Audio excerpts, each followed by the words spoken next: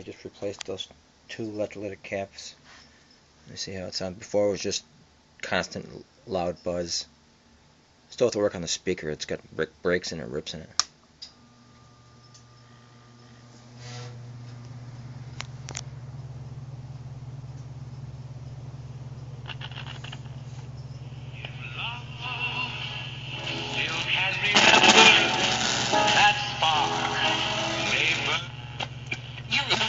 Old enough to know this. We were saying he sounds like when you lost the middle of the spindle to your 45 record player. That's what it is. He's a little pitches a little.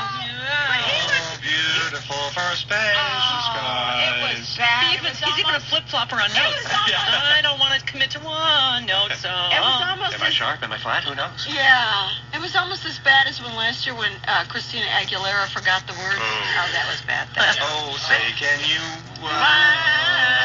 And my boobs look like two heads popping out of my.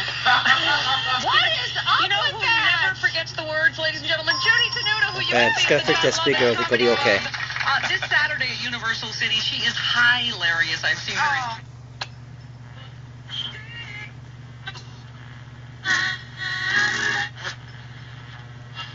Left on the I hear you.